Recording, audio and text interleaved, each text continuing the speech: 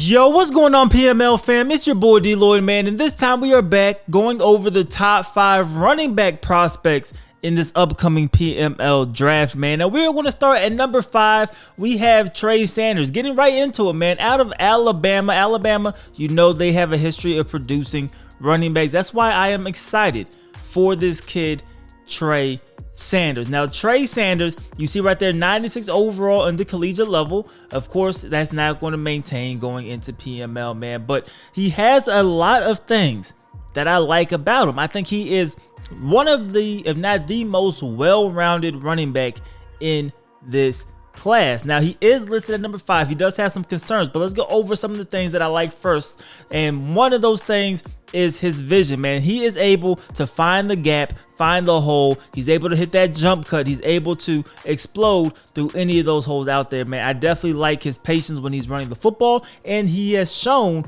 that he could turn small gains into larger runs because of his patience and his ability to see where defenders are. Now, coming out of high school, Trey Sanders was the #1 running back in the country, a clear 5-star prospect. Some recruiting services had him as high as number 6 in the nation overall. So when you're looking at the dev potential, it is through the roof, right? Coming out of Alabama, a powerhouse school, a school that has shown a history of producing pretty good running backs. Then you put that on top of him being a top recruit in high school.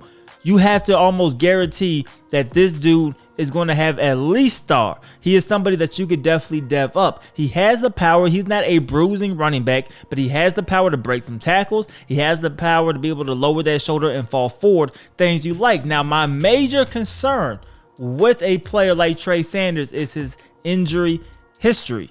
He had a little bit of injuries in high school, but in his first 2 years in college, he had a few major ones that definitely give you a red flag, right? He has some hip injuries that definitely caused him to miss a whole lot of time. He has some foot injuries that caused him to miss some time. So we'll see how he can actually hold up, but talent-wise and dev opportunities, I like what you have to see from Trey Sanders, especially projected to go in the 3rd round.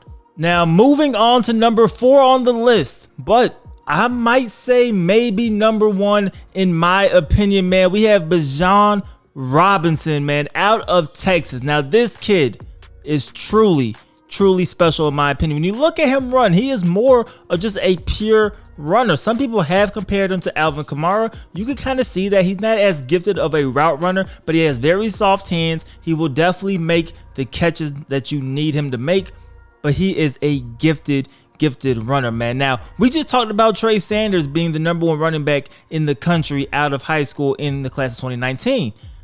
Robinson is the #1 running back in the class of 2020, man, and this kid is absolutely special. Out of Arizona, he broke every single state record for my high school running back in Arizona. He finished his high school career with 7,000 rushing yards, including 3 straight seasons of over 2,000 rushing yards. His last season, he had 126 carries, over 2,000 rushing yards, 38 touchdowns, and he averaged 17 yards per carry. That tells you a lot about the talent from Bijan Robinson, man. He has the size. He's going to come in a little over 200 pounds, standing at 6 foot tall. He's not a speedster. That's where the Kamara comparisons come in. You have to know how to use him, but he's going to have the ball carrier vision. He's going to be able to make defenders miss.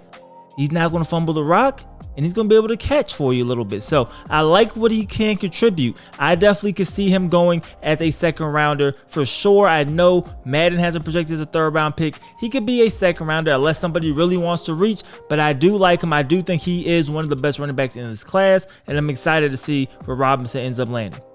At number 3 on the list, we have Tank Bigsby out of Auburn, man. Now, this kid is a kid that is extremely well-rounded. He's one of those guys who isn't really a master at anything, but he could give you a lot of things. Now, I project him to clearly be, a number 2 guy. I don't see him being a featured back, but with the new 80-20 split, he is going to definitely earn some time and definitely get on the field. Now, I like him a lot because he, like I said, is pretty good at just about everything. He has nice top-end speed. He could break tackles. He could lower his shoulder. He does get a little reckless when it comes to, getting north and south. He is a home run hitter. He will strike out. He will lose some yards, But he could make up for that by breaking one of those big runs. Maybe he could cut back across the field. He could do a lot of things that could get you that potential home run. Now, he's a little bit smaller when it comes to his frame than a Trey Sanders, than Bijan Robinson, but he is no slouch. Like I said, he will lower his shoulder. He will shed off a lot of tacklers. I like him a lot. He is a change-up back, in my opinion. I'm clearly fine if somebody wants to take him as early as the second round. I know Madden has him as a third-round guy. Not a lot of backs in this class. But if you want to reach and go get him in the second round, I'm clearly fine with it. I think he has the potential to develop into something pretty nice. I just want to use him as a featured back. Next on the list, we have Demarcus Bowman, who originally committed and played one season for the Clemson Tigers before deciding to transfer to the Florida Gators. Now, this dude, projected number 2, he is a pure running back. He has the top end speed, maybe the fastest running back in this class out of the top running backs. He definitely has the talent to be able to do so. Now, he has been compared to Felix Jones and even a Ray Rice because of his build. He's short, but has the stature there. He has the size. He's going to come in at around 5'10", but he's stocky, a little over 200 pounds, but he has the top end speed to be able to knock home runs left and right. He should have a sub 4.5 40, which we'll see how the combine ends up playing out, where he officially gets clocked at, but that's where I'm expecting it to be. He has that speed. He has the ability to be your number 1 running back. He also has the ability to be that change of pace guy. So a projected second rounder, I have no issues if he is taken at the end of the first round at all. I think he has all of the skills. He can make you miss. He can catch the football a little bit. He has both a spin move and a juke move. So he has all the tools in the book, man. The top end speed alone is going to propel him on top of a lot of draft boards. He has the talent. If you need a running back and you want speed, this is probably the guy for you in this draft class. Now, at number 1 in the draft class, man, we have Austin Jones. Now, Austin Jones, a projected first round draft pick. You may be thinking, a Stanford receiving back, he has to be like Christian McCaffrey, right? Well, he's somewhat like Christian McCaffrey, but I wouldn't quite give him that comparison. Yes, he is able to run routes. We've seen it a lot in Stanford. They utilize him in the passing game, which is great. Has soft hands, not as good of a natural route runner, but since he has the ability to go out there and still run the routes and catch the ball, I like his upside, because now all you got to really do is focus on maybe getting up his juke move, getting up his spin move. But other than that, he has a lot of stuff. The ball carry vision is there. He is a smooth runner when he has the football. His juking ability, he could make a man miss. Doesn't have crazy top end speed once again, but that's just about almost everybody in the top part of the running back class, in my opinion. But he has the tools of a player that could develop into a good passing threat.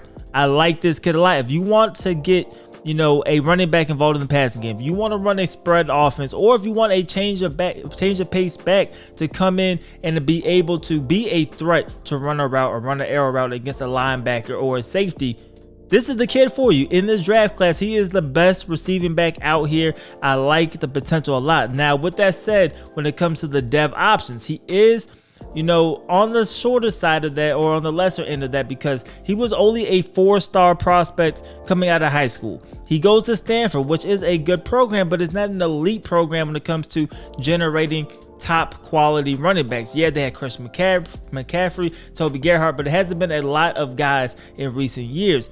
4-star kid, but the potential is there, and if you dev him up right, I think he could be worthy of potentially being the number 1 running back taken off the board. You're not going to get a bad guy at all with this pick, and I'm cool with him going, potentially in the first round, maybe early second round, because he has a ton of value, man. But that is it. That is the top 5 running backs, at least projected in the order that Madden has them in for this draft class. Remember, you have Trey Sanders, Bijan Robinson, Tank Bixby, Demarcus Bowman, and then Austin Jones, man. So I'm excited. I'm excited to see where these backs go. Not the greatest running back class in the world, but they have some depth, and they're very, very close when it comes to ranking these guys, man. So we'll see how the draft night goes. Hopefully this helped you guys out, and hopefully you guys make the right decision come draft day, man. But it's your boy D Lloyd. I'm gonna see y'all next time.